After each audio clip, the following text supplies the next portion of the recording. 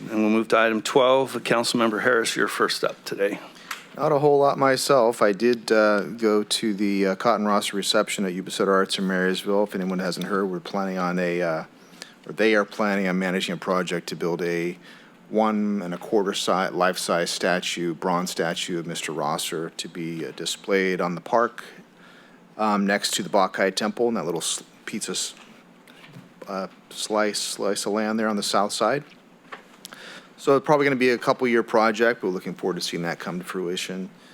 Met with Conejo Brothers and some folks from Seroptimus discussing the messaging to the public regarding human trafficking, trying to get the word out so folks can be aware of what to look for in case they see signs of that happening. They can report it, and of course the intent being to rescue anybody who may be a victim of that and take some of these other folks to jail.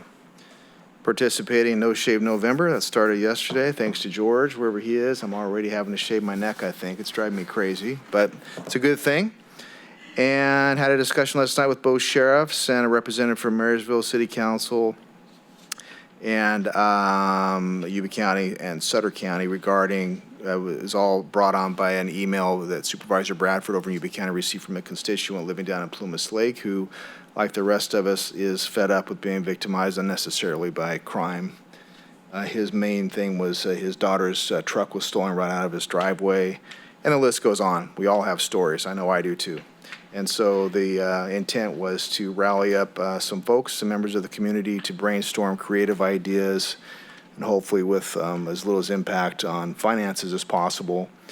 We decided to focus on prevention rather than enforcement. The law enforcement, of course, is doing everything they possibly can within the confines of the required to work in and what they have personnel-wise. So the group decided that we're going to focus on the neighborhood watch and things like that in order to prevent it from happening in the first place. So that's there's more to come on that, hopefully. So I was happy to be invited to that. Thank you very much. All right. Thank you, sir. Councilmember Espindola. Awesome. That's great to hear, Councilman Harris. Light week as well. Participated in the Regional Water Agency Advocacy Program and the Federal Affairs Standing Committees. A lot of policy and funding. We'll see what happens here in the next several weeks. And then I have been reappointed to the Revenue Policy Committee with the League of California Cities. And I was also, my mailbox, Mr. Burns, you'd be happy to, not happy to hear, but to hear that, you know, my mailbox also, they broke into it, not just myself, but in the community and the whole kind of cul-de-sac area. And when I went to the Marysville post office, you know, to go pick up my mail, because that's where they said to go, I asked, you know, when is it going to get fixed? When should I get a new key? And the gal, you know, they look like they're short resources there too, and said, I don't know when it's going to get fixed, but it happened. She rambled off like 7 streets, areas, and it seems to me, I mean, I don't know what we can do as a city. If this is a crime, if I file a crime report incident, I don't know, but the neighborhood watches, I've been completely supportive of that kind of work, and maybe that's what we need to focus, because my neighbors come over to my house or see me and say, hey, what happened? What are we gonna do, you know? And so this has happened to me too. So I don't know if they have information on me and my bank or whatever, but I can totally understand you, and it's frustrating. And but the Postal Service was not helpful in the sense and that they knew when this was going to be fixed and how to report it as a crime. So I'm saying it now, so maybe I have to file something with our PD. I don't know. What would I have to do to get this figured out? There's... Get promoted to commander and... Theft expert. So I was explaining to Mr. Burns before the meeting started, mail theft has been in this area for years. It kind of goes and flows because certain groups will do it. They'll get a bunch of mailboxes like you're talking about. Right. And then we'll have a bunch of identity theft in the following months. and it's getting distributed out to different people. So it's a difficult crime to solve, but we've had success in the past working with the postmasters, and it is a federal crime. So once we're able to identify some of these people, we can start cleaning it up, usually a little bit after the fact, but definitely report it, especially the mailbox. And if you know of any of your accounts that have been personally compromised as a result of that, report that as well. And it's something that, you know, again, it's catching them in the act is not usually how we're going to catch them. It's usually afterwards when they're taking that information and doing something with it. Right, thank you. Yeah, because I picked up my mail on Saturday, so it happened probably Saturday or Halloween, Monday, because then they posted up there, and there it is, but Please report, yeah. thank you. That's all I have. Councilmember Kirchner. Thank you, Mayor. So I attended the downtown business walk along with the mayor and the vice mayor. It was a boots on the ground movement to go door to door to businesses to ask 3 questions. How did COVID affect them, positive or negative? How did the Bridge Street project affect them? And then any concerns or complaints with the idea that the city's going to take a look at this data and hopefully learn from it. It was interesting to get the take on the businesses that I attended, and in some cases, COVID was a good thing. So I attended that. Also, last 2 weeks was Sutter Animal Services, where the only thing on the agenda was an avian issue, which I'll let the vice chair discuss. Lastly, attended the Business Retention Task Force, where we went over the reports that came back in, the surveys. Unfortunately, it was kind of light on the numbers. So tomorrow, I will be going or attending Downtown Business Association, going door to door, hopefully to get more of that information in. And what that looks like is a survey asking the businesses what the city's doing right, what the city's doing wrong, and how do we get out of their way. And I would like to thank the city in advance, the PD, the fire, and the Public Works for their work going forward this weekend, where we are once again going to host a lot of folks for our annual Sikh Parade. And I would like to ask the public to be aware, if you're not normally in town on that day, to set aside a little bit more time on Sunday to get to where you're going and maybe go avoid the area altogether. And that's what I've got. Thank you, sir. Mr. Vice Mayor. Thank you, Mr. Mayor.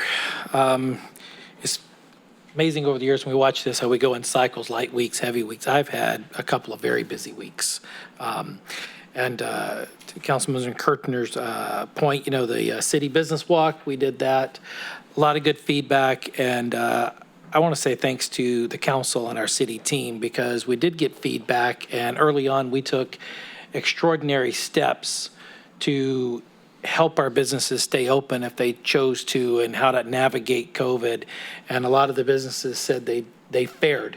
And it was because of some of the things, such as the outdoor dining and things of that nature, that we allowed. So the common theme there, as far as the business walks, same thing we've been hearing, getting qualified people that want to work, and the homeless. So right back to where we started tonight.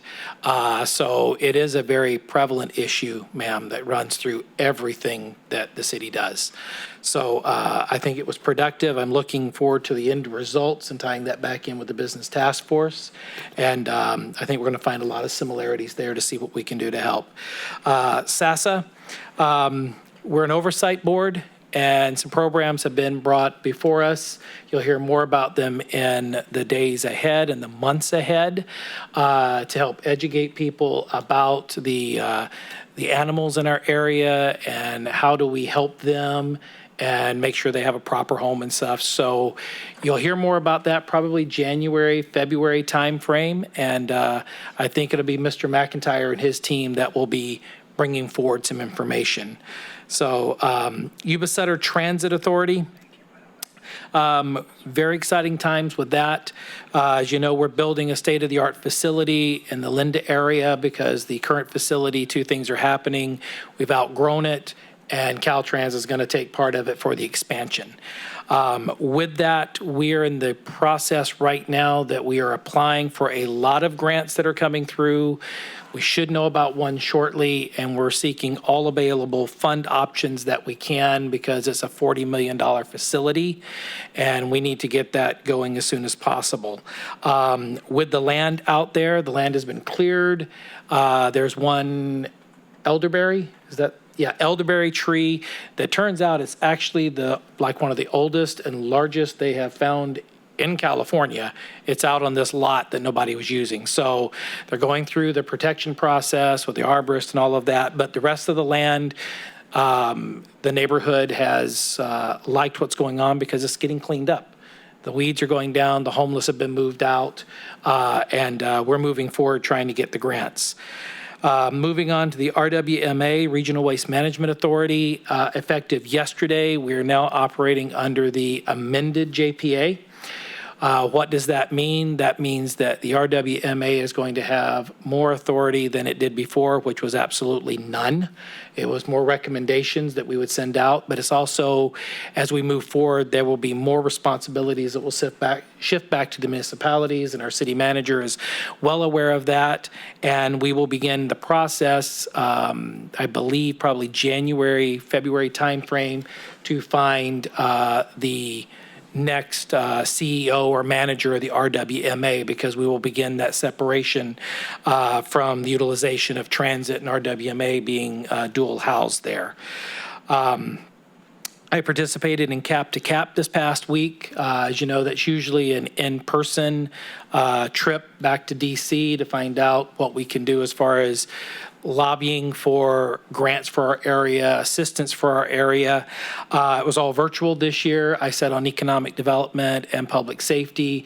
Some of the hot topics, economic development, homeless, and talking about how big of a problem it is.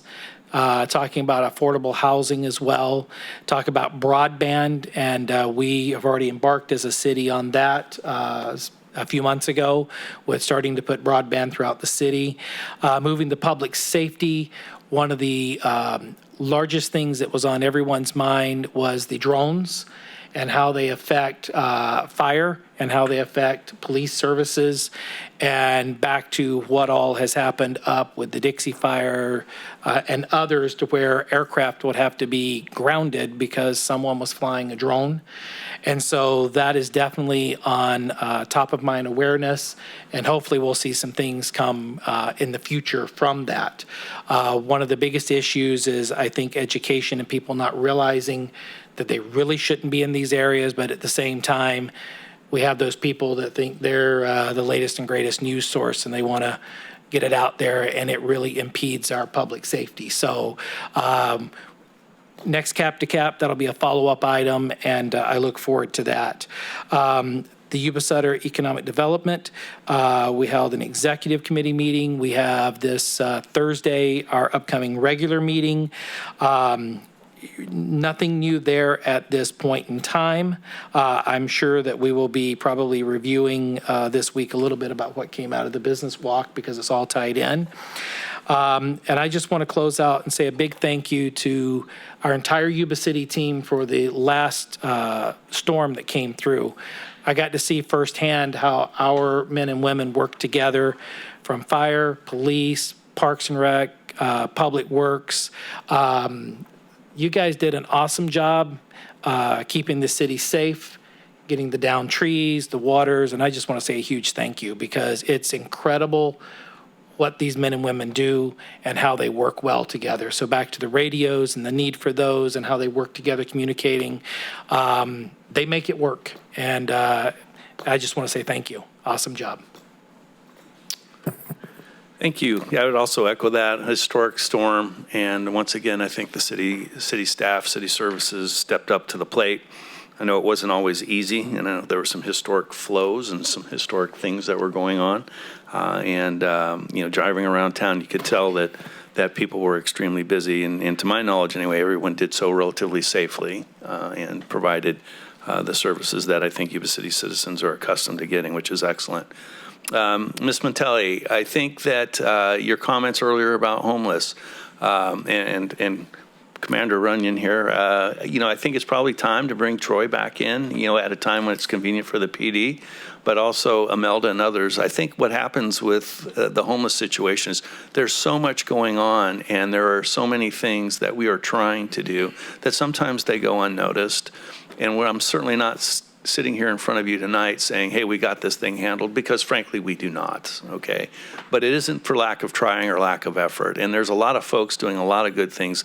And as hard as it is to say, this could be a heck of a lot worse if it isn't for the efforts of folks like Imelda and members of our council on various homeless committees and our police force and others that are working within the city to try to do something. So if you're paying attention to agendas, and this is for anyone who's listening, if you see something on there about a homeless presentation, and this is an issue that is of top of mind to you, please consider to watch or show up, because I think you'll be amazed at the volume of things that are actually being done.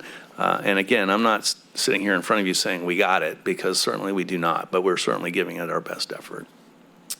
It was mentioned that the Sikh Parade is this weekend, and frankly, we don't know what the attendance is going to be. I know there's been a lot of preparation, and our city staff has been involved in the planning for that.